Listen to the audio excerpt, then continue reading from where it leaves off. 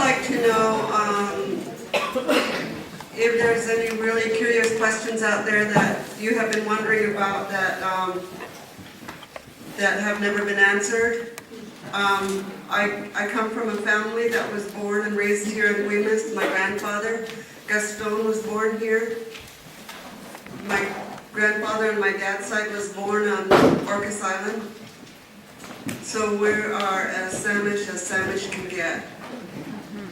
So if there's anything that has been, talked about and never answered, Leslie and I will do the best that we can to answer your questions.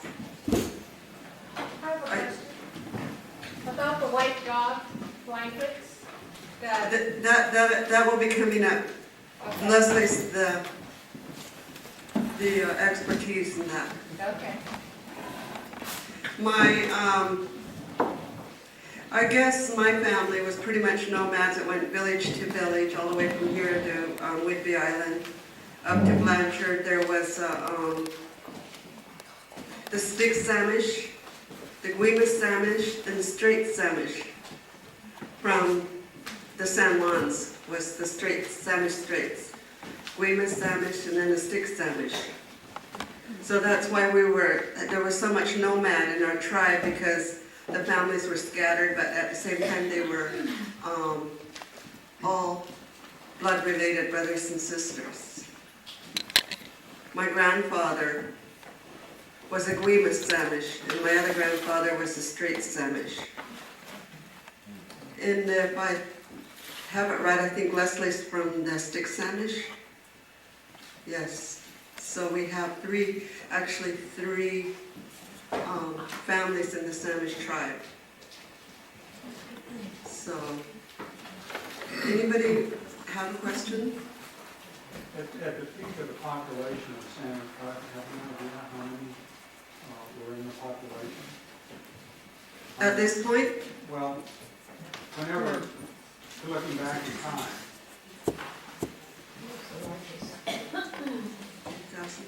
Yeah, about 2,000. in about 1800, or how far back would that be? The 2000? Yeah, about 1850, before the Europeans came into this area.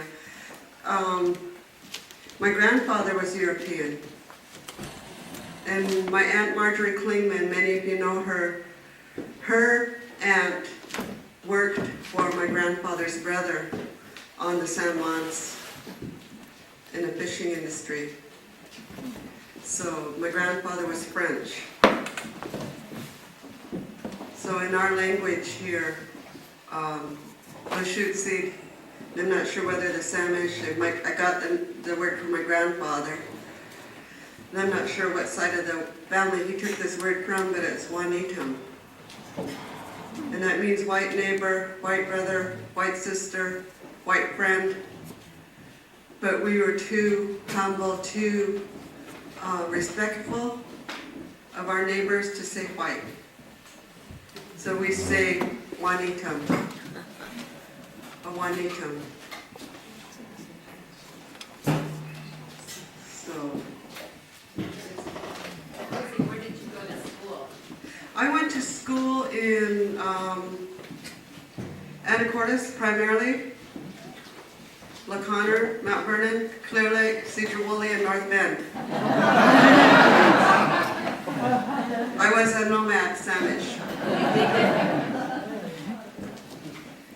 But mostly my heart was here. When we lost our recognition in '69, my dad brought us up to my great-grandpa's property on Swinomish. We homesteaded there. I was always out of my element over at Swinomish. I think because the natives over there were too modern for me. So I moved up to Skagit River and lived in a houseboat with my hippie friends, who were more Indian than the Indians on my reservation. Dad had come out to my houseboat, had a double-end loft, It was shaped like a ferry, because every time I see a picture of a ferry, it reminds me of my double-ended loft.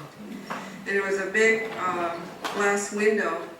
It was about 5 feet long and about 3 feet high. That was the only TV set we had. And my kids were little. 2 of them lived there, 2 of them wouldn't. That was high definition TV.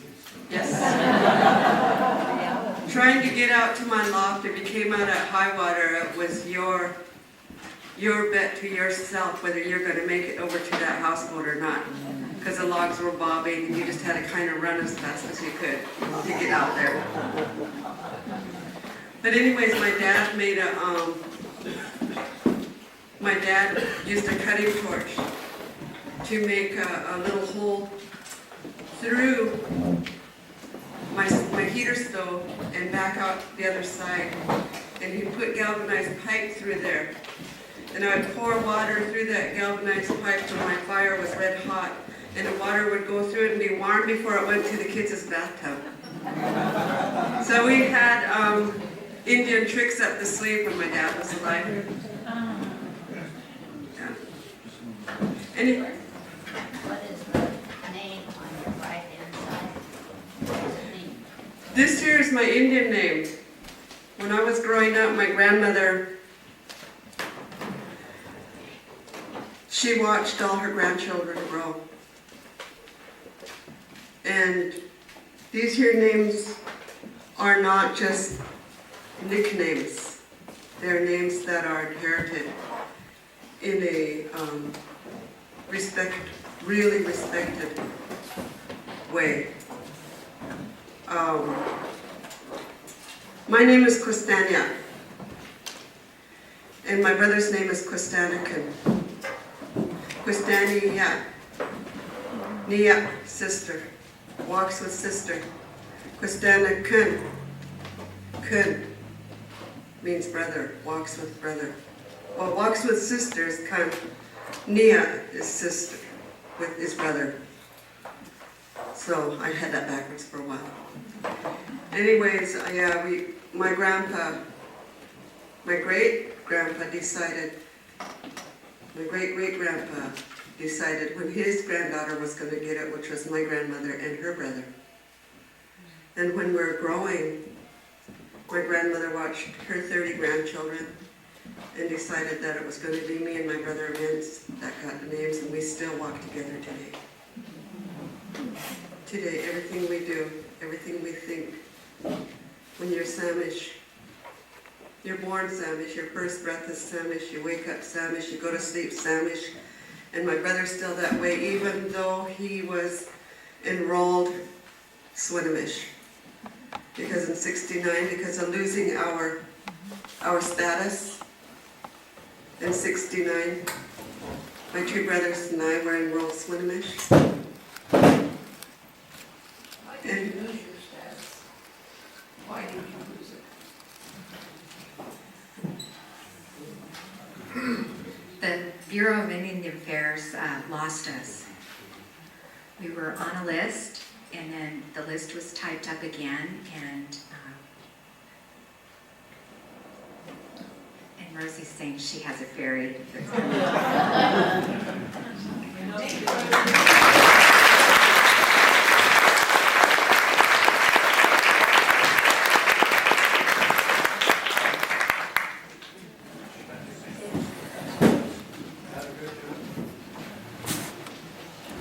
Thank you so much. It looks like actually this is a perfect segue for the technical version of the story. I was waiting for a slide projector to arrive so that we could actually leave the computer and pardon? Your password.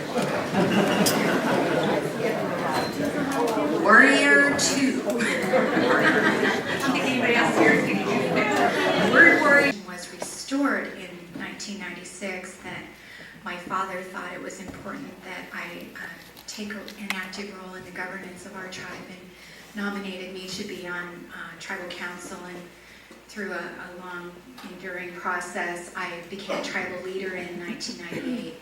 served in that role for about 3 years, and I consider myself a recovering tribal council member. Yeah, I'm just happy to work for the tribe presently as the Head Start director. So my English name is Leslie Eastwood, and I just wanted to answer briefly that question about how was the tribal recognition lost. And this isn't a big part of the slideshow I started, so I thought I'd back up just a little bit and state that for the record, our people were here since time immemorial. And that's something that you will hear always from our Native people. And we don't believe the theory about the Bering Strait. If anything, we think possibly it went from here and went backwards. So we believe we were always here. We consider ourselves the first people. And in fact, when you're talking about Samish people, we really think we're the first people because all of the names for all of the other places and the people in this area are in our Samish tongue. And so our neighbors to the immediate south and east of us from Swinomish in their own language are called the Shwadapsh. They don't have N's or M's. Same thing like with the Duwamish down in Seattle, they would be Duwabsh. And same thing with the Snoqualmie, they would be the Sturquapsh. And so because everybody is known by our tongue, we believe we were the first people and had the first tongue. So, and then to get back to once the Europeans entered this area, first in the 1700s when the Spaniards came through the Guemes Channel, I think there's a pretty famous painting by Bill Holm that shows one of the sailing ships coming through the Guemes Channel. And I'm imagining our first people were a little bit awestruck to be seeing these large vessels come in here, but immediately we thought of the very next thing to do, which is to go out and trade.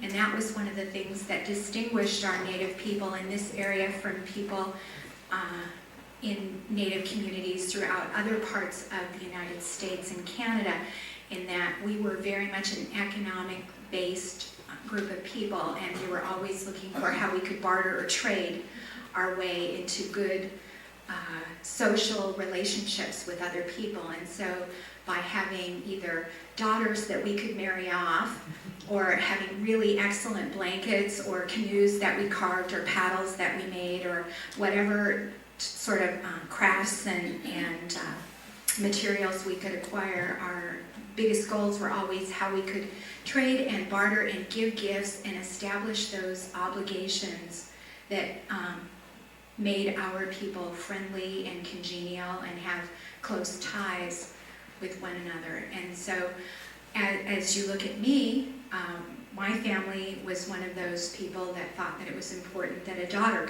get married off to these newcomers. And so even though my ancestor married somebody who was European, we also maintained really close ties with what were our first people and our teachings and our background, and in that way I've been able to maintain some of that information as I've been growing up with a strong full Samish identity. I've been an enrolled member of the tribe since birth. So fast forwarding through all kinds of years, and our slideshow will tell some of this, but I think it leaves out some of these stories. We were on a list of recognized tribes, and in 1969, a secretary was typing up a list of the recognized tribes, and Samish was on the list in 1968, and all of a sudden, we weren't on the list in 1969, and there was no procedure that was followed. There was no official determination that the tribe was not recognized. We simply weren't included on the list, and there was no formal judgment about that. Now that list didn't come back to us until into the 70s that we were actually informed that we weren't on the list. My father had a blue card that he fished under. Our community members were being served in Indian Health Service clinics, and we continued to be served, but then all of a sudden they were pursuing some other issues, and it was about the time that the fishing rights case came up here in Washington State, and there was a decision that there was going to be treaty fishing for the natives and the non-natives and decisions around that, and all of a sudden, lo and behold, somebody did some research And Samish was found out to be not on this list of federal tribes. And then the Bureau of Indian Affairs, instead of saying, oops, we made a mistake, they said, oh, well, you're not recognized. You're not on the list. And we said, well, we've been on the list, and you didn't follow any process to move us off the list. And so they sort of stubbornly maintained for a very long time that we didn't belong on the list and that we didn't meet criteria to be on the list. And after 26 and a half years of fighting in court and countless volunteer dollars from our tribal members continuing to help, keep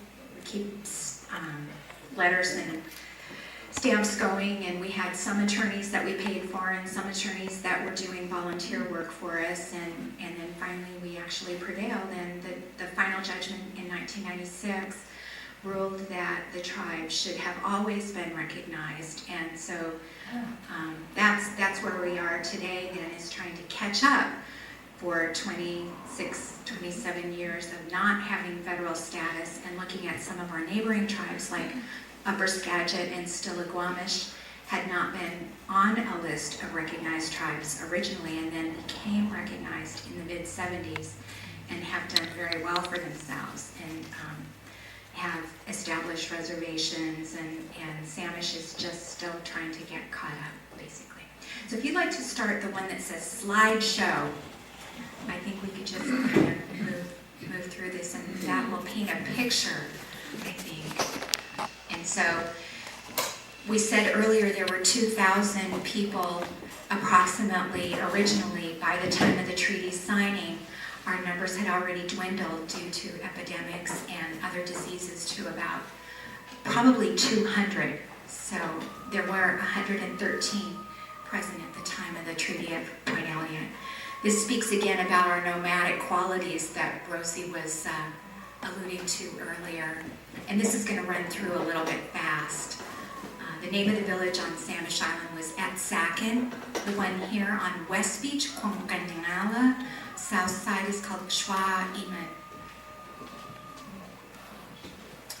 And this is some of the races that were held over by Ship Harbor, near where the Anacortes Ferry is. It was Cannery Road. And this is going back to the early part of the century. And this is the actual Guemes Island baseball team that was made up of mostly Samish. And that is Wanny, or Annie Lyons. And this shows what happened to some of our members going on to boarding schools.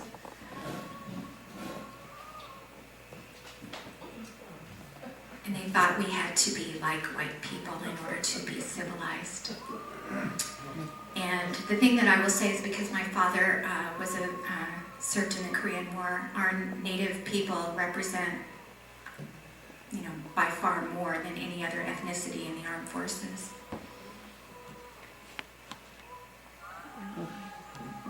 We didn't win that race, by the way. Chief Buddy Edwards. He's the one that signed my dad's enrollment card. This is a Slahal game. I'm actually going to have some CDs to pass out a little bit that will tell a bit about the legend of Slahal.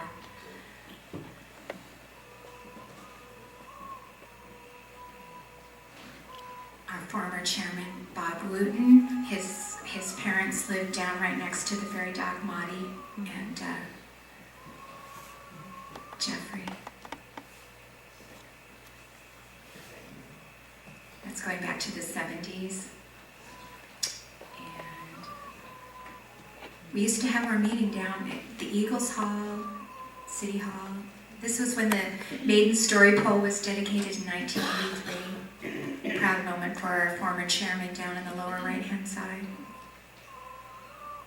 Potluck Gives had a long stay downtown, and Tracy Powell started the Samish carving school. And there he is in much younger days, before his hair turned white. And Samish Tribal Council, 88.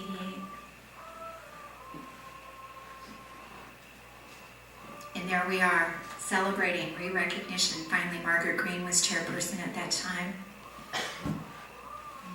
And by 2002, we're celebrating 5 years.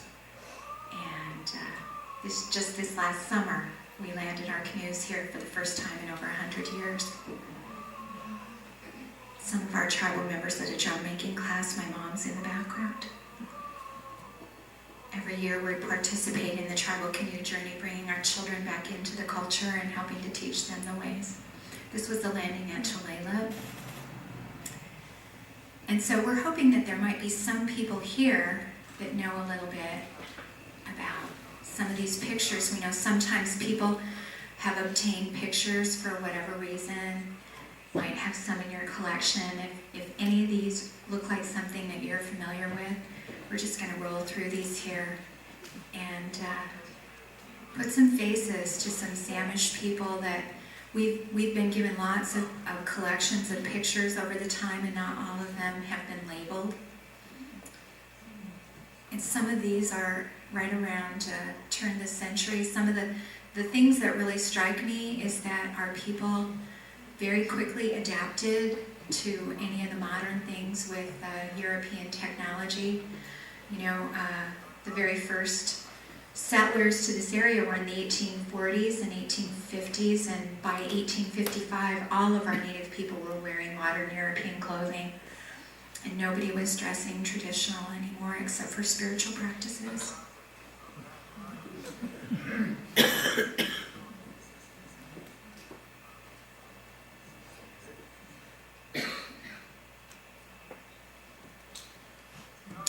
I can tell you some of the stories about the native women who were married to the white settlers while these slides are rolling as well.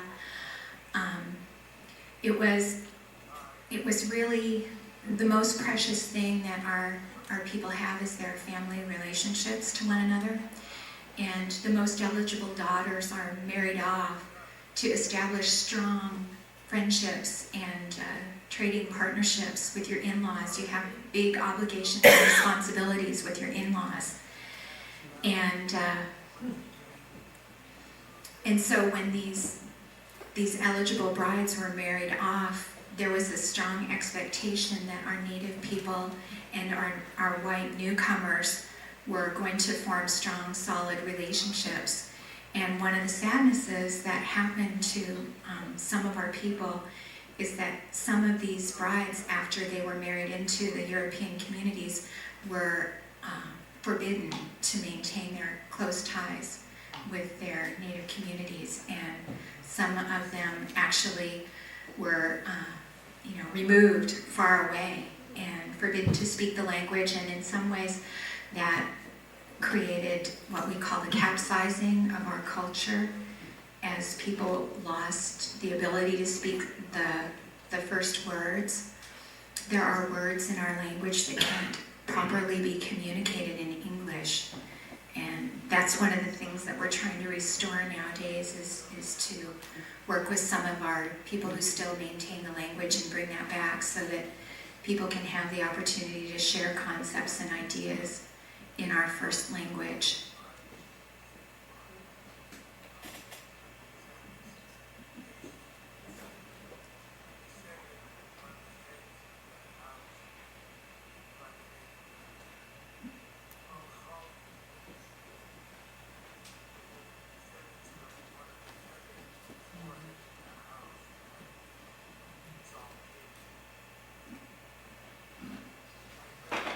Right now, the tribe has about 1,200 enrolled members scattered from Alaska to Florida. The largest concentration of Samish enrolled members right now is in King County. Skagit County has just slightly over 100. And the tribe has land that they're moving into reservation status, but presently it's undeveloped. And we're hoping to reestablish a homeland that people will want to move back to. Within our tribal administration, there are about 40 people that are presently employed by a number of grant and contract-based operations, as well as the RV park on Fidalgo Bay. employs about 5 to 6 people year-round, and it jumps up in the summer months to about a dozen. We have a Head Start program that is working very closely with the Anacortes School District, and environmental program that we're expecting to grow in leaps and bounds as soon as the tribe's treaty fishing rights are restored. That was one of the other issues about the tribe's recognition, is that our treaty fishing rights were not included in that decision.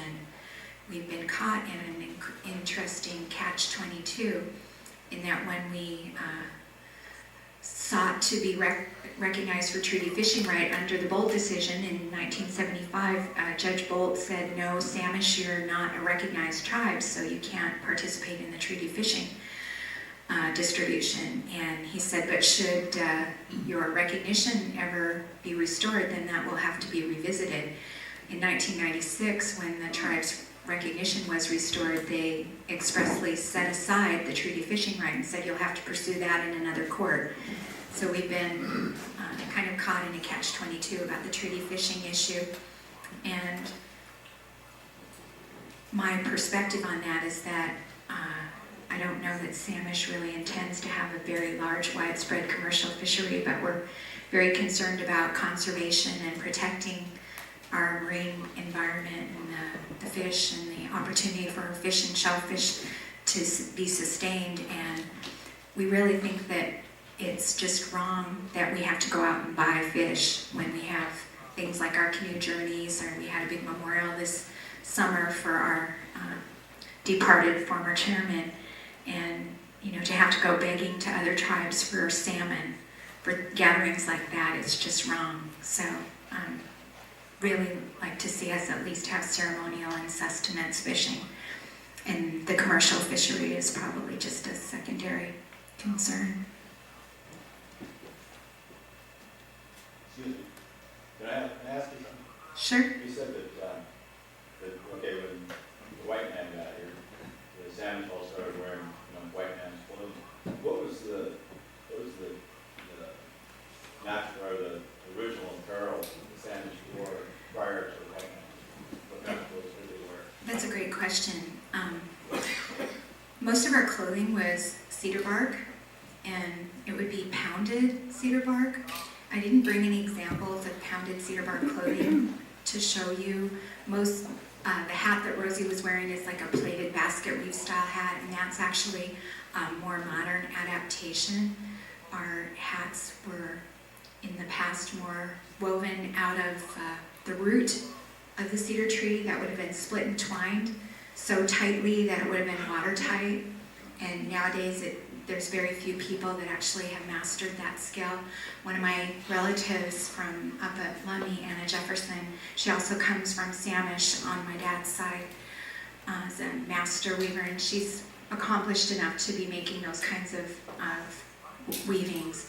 There's very few people left throughout our Coast Salish region that even attempt that anymore. The pounded clothing was actually the cedar bark in strips would be pounded so fine that it could then be woven with nettle fibers. I did bring some of those to show people in case you're interested, and it would provide layers of air in between the pieces of bark, so it would be like insulation, and it would be incredibly warm, and the pounding of it rendered it soft enough to be worn against your skin. And also sometimes people would weave duck down or the dog wool. That's the other thing that I'm going to talk about a little bit later, is a little bit more about the weaving in particular. But cedar bark was a primary sort of form of clothing. The women mostly wore a skirt and no tops, and the men actually a lot of times, if they just wore a little breechcloth or nothing at all during the summer months, our people did not get cold very easily. And to this day, that's one of those things that they say, your Indian keeps you warm. And so people have a lot of practices that require them to go, bathe spiritually and stuff like that. And your Indian does keep you warm.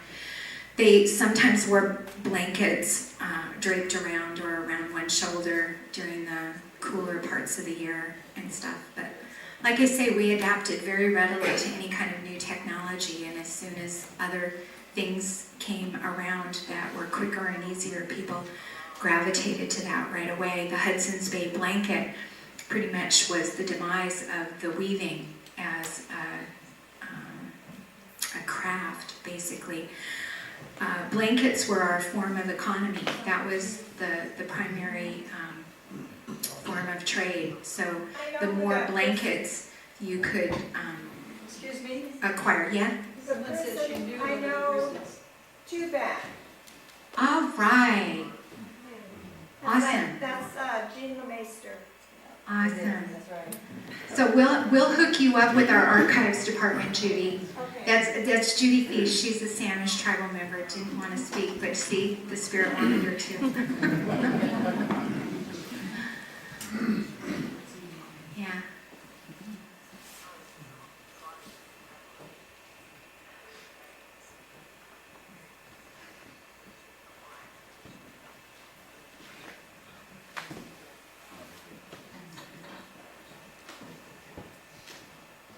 Going back onto the business about trading and economy.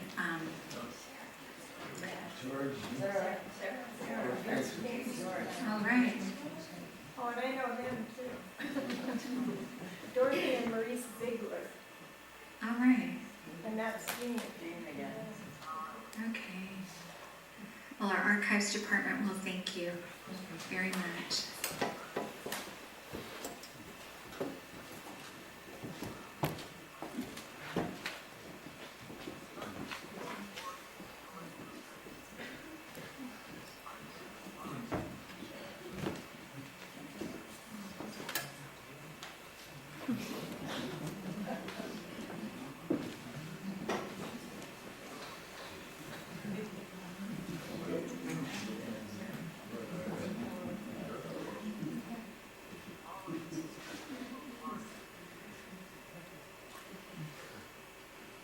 Yeah, these are very turn-of-the-century pictures.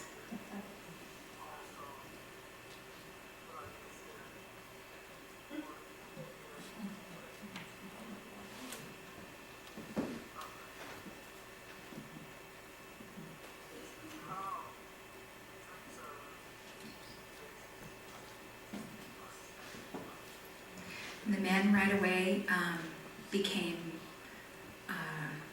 involved in the logging industry a lot. Our history was to be seasonally employed. We had villages that were considered winter villages and villages that were considered summer villages.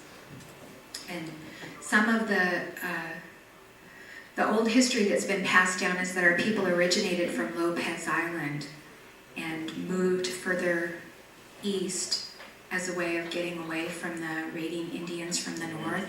Hudson's Bay came through here and started trading with us at the very beginning of the 1800s, but we didn't have a lot of beaver and we didn't have a lot of mink and those kinds of furs that were in demand at that time, so they went further north where the fur trade was more prevalent, and they traded for guns.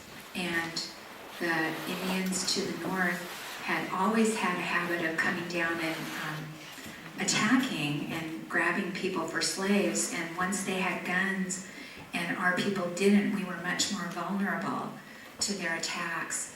And we didn't trade with the northern tribes. We traded with our local neighbors, but not with the northern ones. And in fact, one of my relatives, my great-grandmother, my great-great-grandmother, my great-great-great-grandmother, whom I'm named after, and my great-great-great-aunt were all captive by Nootka and taken up to Nootka Sound and held there, as was another gentleman that some of you, if you studied Skagit County history, might be familiar with. His name was William Jarman, and he became later known as Blanket Bill Jarman. William Jarman escaped off of a Hudson's Bay ship because he wasn't a very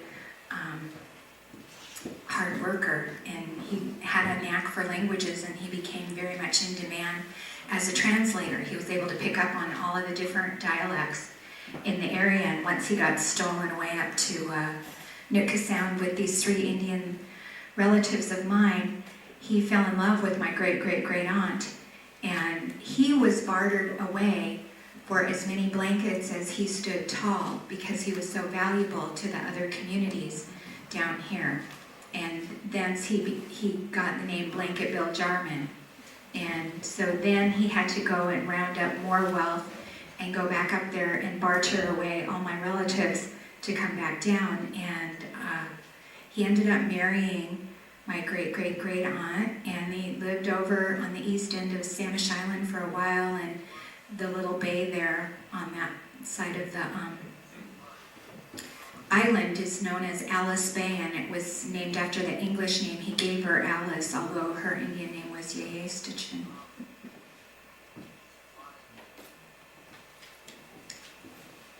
She passed away after giving birth to a couple of children, and he ended up marrying my great-grandmother, who was 16 at the time, and he was 67. And my great-grandmother put up with him for about a year and a half, and decided he was a lazy, no good for nothing, because he wouldn't go hunt, and he wouldn't plant potatoes, and he wouldn't dig clams, and all he wanted to do was talk for a living. So she thought she needed a man who was a hard worker, and then she ended up marrying my great-grandfather. And the rest is history.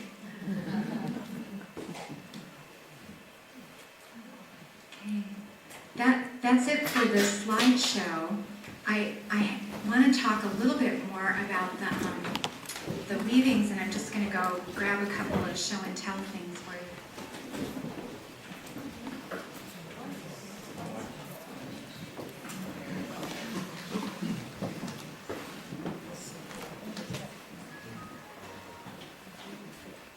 So this is a really small example of a Salish blanket loom. And same time. This is an example of weaving that was done by a group of people from the public. So it's my disclaimer, this isn't my weaving. I just put this out so that people could play with it. But it's an example of a blanket loom that is the style of loom that we use. So it's an upright loom, and then on the back it's warped like this so that it's movable, so that as you're doing the work, you can lift the work up and down. And so blanket looms might be actually almost about the size of maybe half the size of that screen or something, to actually weave an entire blanket on. And so our weaving was either twined or twilled for the most part.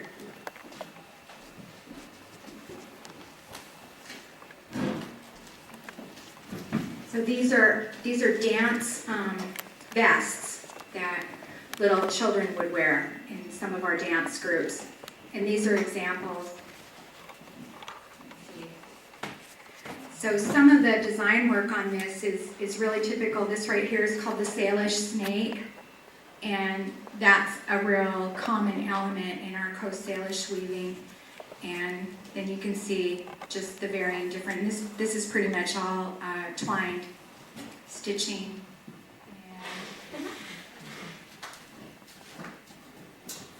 And I think this one's all twined stitched too, and it's got another example of the Salish snake on it. It's for a really small child, like about a 3-year-old.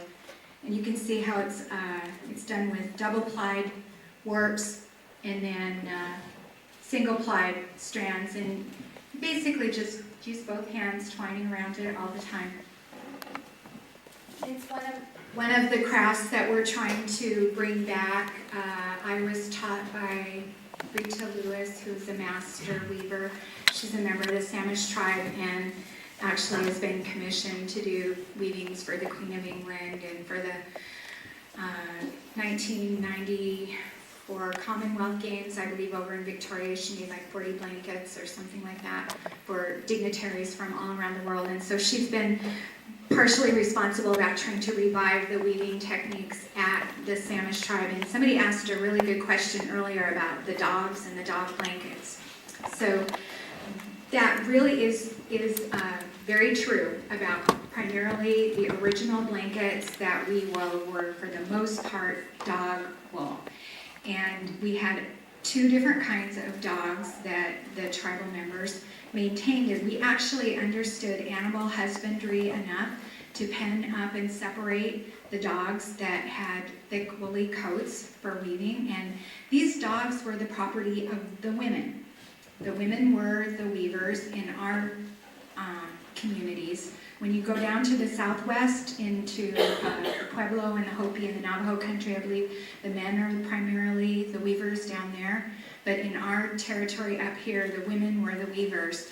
And the women owned the dogs, the women tended the dogs, and the dogs that we had were almost like Samoyed type. They were small, they were stocky, they had sort of an off-white color, and they had a very thick, heavy undercoating with long guard hairs, and you could pull out and separate the guard hairs from the downy undercoating. And these dogs actually molted twice a year, and they would have a molt at about June, and they would have another molt right around December. So just about every 6 months they drop fur. And when they'd start dropping fur, our women would gather things like mussel shells and sharpen them just a little bit more and help just kind of shear, I guess, if you will, all of the fur off of the dogs. And then it would be hand spun and carded, separating out the guard hairs, and carded and hand spun, and then they'd use a spindle whorl, and they would spin and double ply it so that they get the warps and it would be strong, and then single ply, and then they would add color to darken the wool. They would do things like it could be mixed with mud, or it could be mixed with some kind of material that would be allowed to get moldy, and so that black mold then would be used for the black part of the dye. They would use Oregon grapefruit for a yellow. They would use alder bark for a rust color, kind of like red. They did an awful lot of weaving with nettle fibers as well, but the blankets, for the most part, for day-to-day use, were done out of the dog wool. And they had so many dogs that at one time there was a European person who wrote in a diary in the 1700s over near Victoria, up around Cowichan, that there were approximately 50 to 100 native canoes that were in the bay, and every single native canoe had 6 to 8 of these little white woolly dogs. So it was one of these gatherings where people were packing up and everybody was going over to the island for a big gathering, and you didn't leave your dogs behind because they needed to be fed and taken care of, and because the whole community was going for this big gathering, the dogs went too.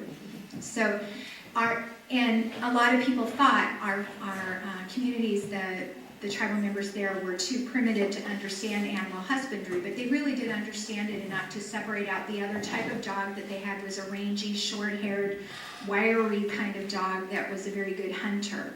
And so those were dogs that would help go and chase deer, or put up ducks or whatever, that they were specifically designed for hunting dogs. And those were owned and maintained by the men and ran a little bit more freely, but the women had their dogs that they kept penned up or kept really close beside them for their wool dogs. Then if they wanted to weave blankets that were really special, they would either go on trips up into the mountains to gather their own mountain goat wool, or they would trade for it. That would be the other thing that would happen. So a really special blanket that you were giving for a really important dignitary, or if you needed a blanket specifically to honor a chief taking on a new name late in life, or something, some kind of a reason why you needed something to be really special, then it would have a much more higher content of mountain goat wool. And I'm not really sure whether or not blankets were ever 100% mountain goat, but they would have a much higher concentrate of that in it. And then also another thing that would be added to a blanket to increase its value or worth would be eagle down. And that would be just very precious, and it would have a lot of spiritual meaning for people, and so there are some blankets. And the actual, my teacher, Rita Lewis, did get to go with our director of the archives for the tribe, Megan Jones. They went on a 3-week trip to the Smithsonian, and they studied a lot of the weavings that are in the Smithsonian that are from this area.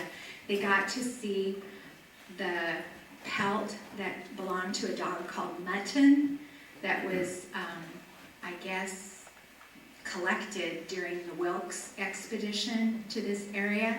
And supposedly mutton was gathered like around March Point or something like that. And so that's a very local dog. And we, at the tribe, I'm sorry I don't have it as a part of my presentation tonight, but we do have some pictures of the pelt that belonged to mutton supposedly. And it's almost a little bit yellower than what I would have expected, a little bit more like a Labrador or something. I was surprised when I actually saw the pictures of it because I expected it to be more white.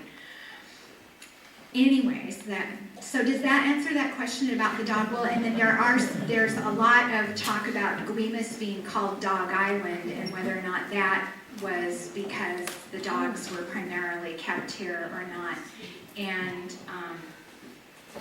you know, I think it makes sense, but I can't really say because my family didn't come from this island. They came from Samish Islands. I don't know if there's anybody else here that knows anything more about that. Are there any artifacts of the blankets left? At the Smithsonian, there are a number of artifacts of blankets that are from the Coast Salish area in general. Whether or not those artifacts are Samish specific is another thing, because they're not always identified as being, you know, this or that specific tribes. A lot of the stuff that's identified in the Smithsonian just says Coast Salish or Salish Indian. There's quite a few things there that say Cowichan, and there were just an incredible number of really, really wonderful weavers in the Cowichan community as well. But we know that the Samish, you know, were very good weavers and known for blankets, very good canoe carvers, known for that. We were, you know, salt water people more than mountain people or river people. So the idea of having dogs being on an island and not being able to commingle elsewhere, I don't know, in a way it makes sense. There were, like I say, the two primary villages. The older village was the Shwa-Imet that was down here, and then Quankmangala is the West Beach one that was established later in the latter part of the 1800s. So, other questions? Like down here, what do you mean down here, like relative to way down? Further west than the actual ferry dock, but not far. Like I couldn't walk it off and tell you specifically. Okay. Do you know if there were particular designs that in the weaving the Samish would use that other tribes? She asked the question if there were designs that Samish would have used that other tribes wouldn't have used. My experience as a weaver is that each person sort of puts their own creativity into the weaving, and whether or not somebody had the right to a particular design is sort of a question. What you wouldn't have seen so much in this area that you would have further up north. Further up north, you would have seen actual crests being woven into, like, for example, the Chilkat blankets, where there would be a design that might have actual family heritage history woven into it, and that family would be entitled to that, and other people wouldn't be able to copy it because it would be about that family, so they would have the right to that. Our people weren't that elaborate in that sense. In the way of like having crests displayed in that way. Our former chairman used to say that we were humbler than that, and so exactly, and even our carvings, we like to think of them as story poles, not totem poles, and so our carvings would be more representational, like the carving of the maiden that's out at Deception Pass, for example, is just a figure, both sides kind of telling that story all in one unit, but not a series, I guess. And that's more close to representing how our people thought about things. Leslie? Yeah. Could you say a few words about the tribe getting back to square pole from this? Oh, wow. Well, okay. There were house posts that were a part of the village over at West Shore, and the house posts were made off with, I guess is the right word. After the village, part of the story about the village over at West Beach, and this is possibly some revisionist history being layered upon it, is that at the time that the treaties were signed in 1855, there was a reservation that was established over at Swinomish. And just to clear things up for people, there is a group of people called the Aboriginal Swinomish, and then there are a number of other tribes throughout this area. And the Swinomish Reservation is the Swinomish Indian Tribal Community. And so it was a confederation of a number of Native people, including the Aboriginal Swinomish, as well as some Kikialas, and some Samish chose to reside over there on that reservation. The reservation up at Lummi was primarily the Lummi people, although also some Simiama people, and then some Samish elected to go up to Lummi. But there were a dedicated number of Samish people that were holding out for our own reservation and maintained that that had been promised to us.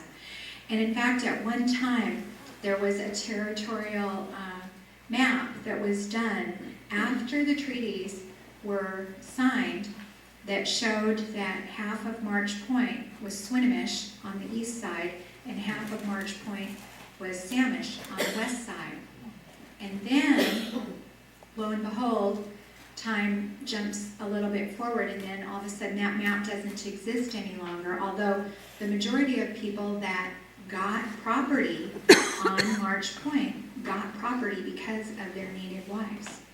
They got allotments of land that were based on the fact that they were white men married to native women, not because they were homesteading it and doing it under any Homestead Act or anything, but it was allotment land. And then all of a sudden, that whole peninsula lost its status as Indian land, and we don't really know what the true facts are about that. And so, tell me again what the question was, because I lost my train of thought there. Bounce over to West Shore and how that... So then, there's still this group of stubborn Samish, and if there's one word that identifies the Samish people, it's stubborn.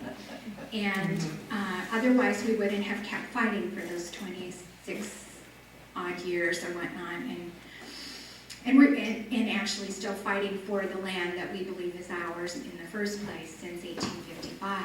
So there were people that established a village community on the West Shore, and there weren't any white people at the time that thought that that was a good place to live, and so they weren't really encroaching on anybody else's property. And we're going to guess that these are people that weren't literate, and so if they were signing any documents, they were making their X mark, and it may or may not have been fully explained to them what they were signing.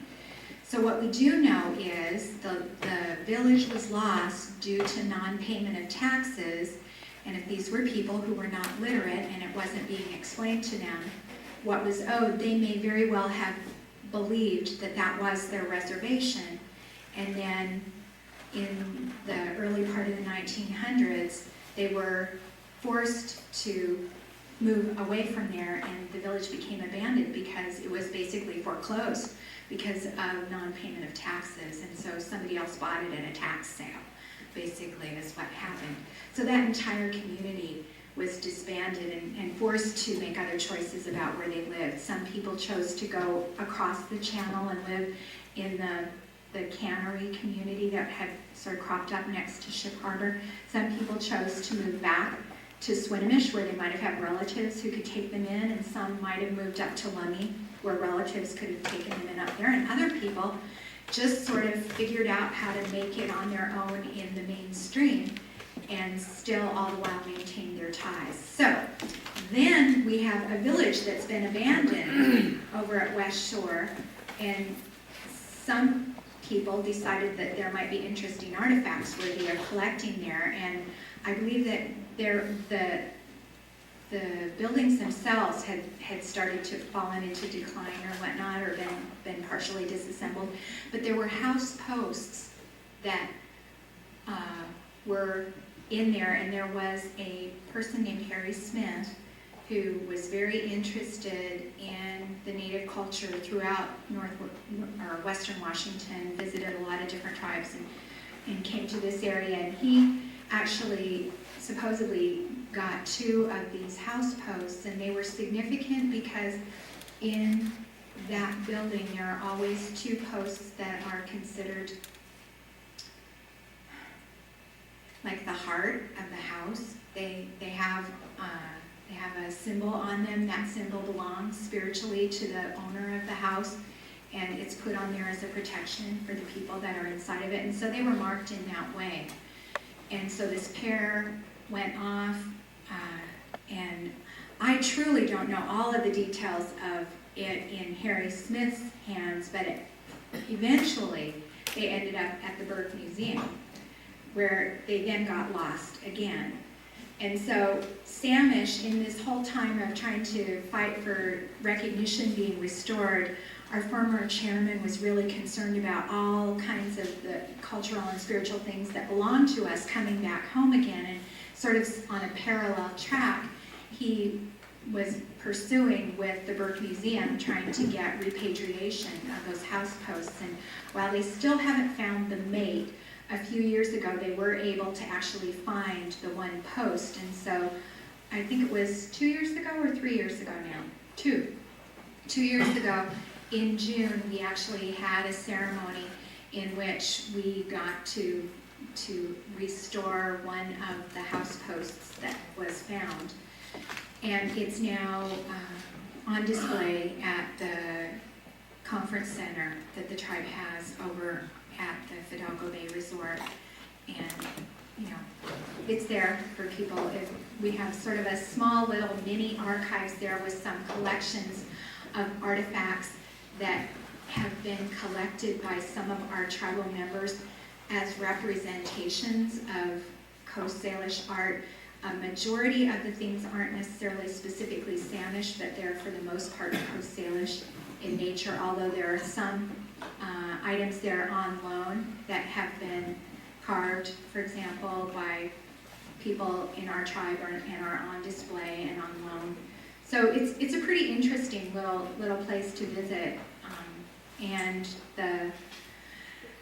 there are 3 people in the archives department, and anybody's welcome to call them and make an appointment and go down there and have sort of a little guided tour of the various different items that are on the shelves and stuff.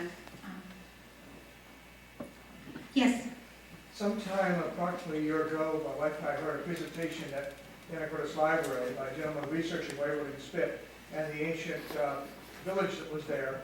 Is that considered part of supposed to be the earliest evidence of a village in the Northwest, about 35 years ago, a long time ago? And they've been going to the middens and finding out, those various layers of the midden, what people ate and all that kind of thing. I'm wondering if that's considered part of the Samish tradition. And the other part of the question is, in that same presentation, you mentioned that opposite the longhouse on this shore, there was a fortress on the Anacortes side, opposite, ostensibly to guard the settlements on this side. And I'm wondering, did they get the impression to you that they were not a warlike people, didn't trade in guns and so on, what kind of guarding they might have been able to do if there was a fortress over there? Well, the fortresses came about at a point in time when the northern tribes got the guns, and we didn't have them because we didn't really have any. there wasn't a high volume of Hudson's Bay traffic in this area. And so truthfully, the fortresses were a later development in our history. Originally, our people were further out into the San Juan Islands, and the Eastward movement was an attempt to get further away from the invaders from the north. And in fact, one of the villages up at Lummi at Gooseberry Point, at a place that's called Tamquitson was the name of it, they actually say that the word for Lummi, Lachlamish, actually means I'm looking at you, you're looking at me, because their original house at Gooseberry Point was L-shaped. So it was shaped like that. You had a door right here and a door right here, where they could look out at one side and see the door from the other one. So that's the old